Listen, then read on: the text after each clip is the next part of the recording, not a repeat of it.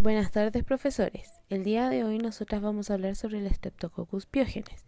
El grupo está conformado por Victoria Contreras, Antonia Miranda, Nicole Romero y María José Tirado.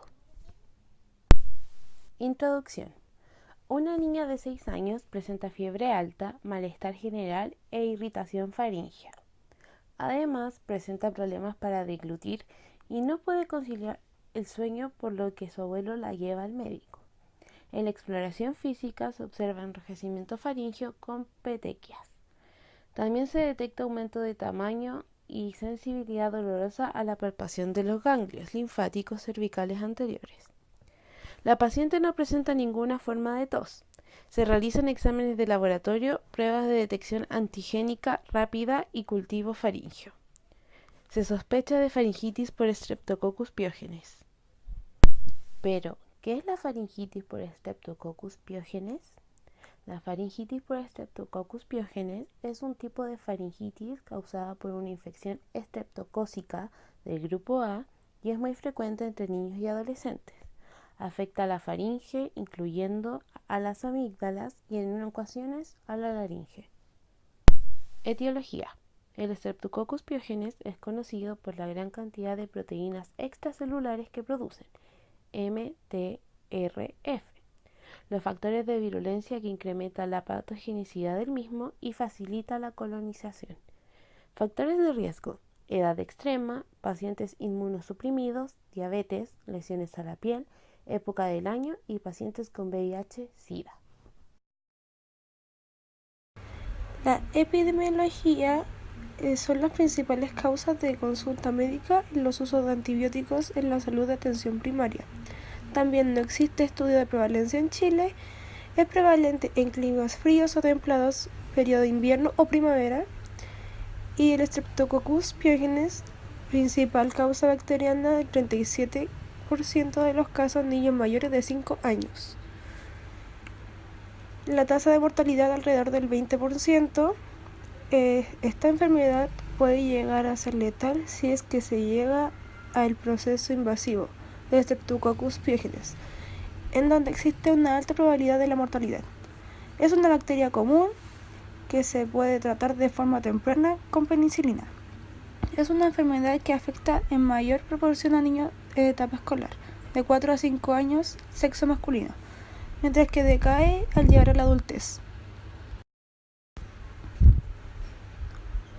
Aquí en los gráficos se puede ver la prevalencia global y la frecuencia, que en la prevalencia global los afectados hay un 20% y los no afectados son un 80%.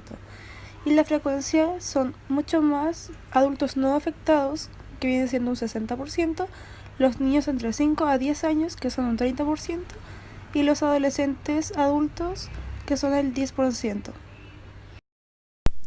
Signos y síntomas: fiebre alta, malestar general, dificultad para deglutir, enrojecimiento faríngeo, presencia de petequias de exudado blanquecido o grisáceo, ganglios linfáticos inflamados, irritabilidad, presenta trastornos del sueño, se pueden presentar obstrucción nasal, respiración bucal y ronquido nocturno. Diagnóstico. El diagnóstico lo podemos obtener por medio de cultivo de garganta, pruebas de detección de antígeno, prueba de anticuerpos estreptocócicos. En el caso de la prueba de detección de antígenos, esta se suele usar generalmente en caso de emergencia o con los niños, ya que esta puede mostrar información o proveer de información de forma inmediata. La desventaja de esta prueba es que algunas infecciones de garganta por estreptococos son mal diagnosticadas a causa del análisis rápido. Por lo tanto, es recomendable proceder con un análisis de cultivo. El análisis de cultivo se realiza de la siguiente forma.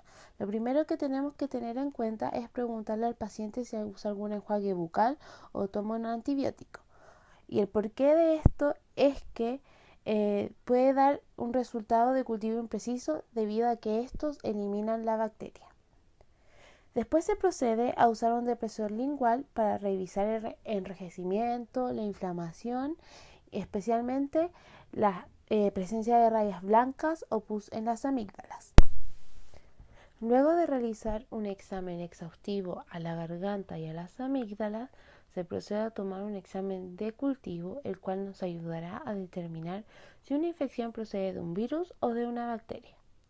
Para tomar el examen de cultivo se utiliza un hisopo estéril, el cual se pasa por la zona afectada de manera repetitiva con el fin de poder recolectar cualquier patógeno o bacteria existente en la zona. Posterior a eso, se retira el hisopo de manera minuciosa de la cavidad oral sin tocar labios, úvula o lengua debido a una posible contaminación. Luego de retirar el hisopo de manera segura de la cavidad oral del paciente, este debe ser colocado en una jarra de anaerobiosis, la cual se deberá incubar a una temperatura de entre 35 a 37 grados Celsius y tendrá que estar ahí mínimo 18 horas. Transcurridas las 18 horas, se saca la jarra y se examinan las colonias bacterianas. Si se encuentra algún rastro de alguna colonia, la prueba es positiva y el paciente sufre de una infección bacteriana. Si los resultados son negativos, el paciente puede sufrir de una infección viral causada por patógenos como el enterovirus, el virus del herpes simple, entre otros.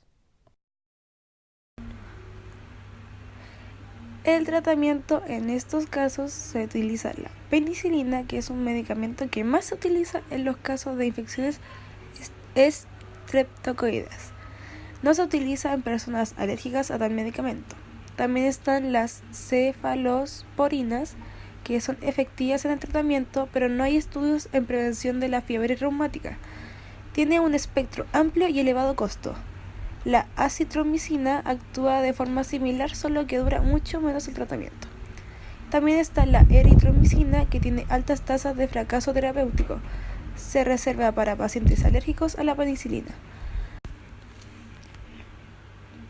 No deben usarse no sulfas ni tetraciclinas, no erradican a la bacteria. En la prevención es importante lavarse las manos en forma regular, no usar vasos ni artículos personales de la persona infectada o utilizar desinfectantes a base de alcohol. Evita el contacto con las personas enfermas. Si estás enferma o enfermo, utiliza pañuelos desechables, lavado frecuente de manos y al estornudar cubra boca y nariz con el antebrazo.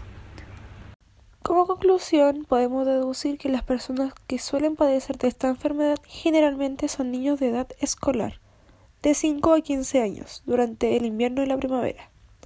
También podemos decir que, al ser una bacteria muy común, se puede tratar de manera temprana con penicilina, por lo cual es de suma importancia un diagnóstico certero y temprano, de modo que impedimos que ésta avance a su etapa invasiva, la cual, hay que mencionar, tiene una alta probabilidad de mortalidad.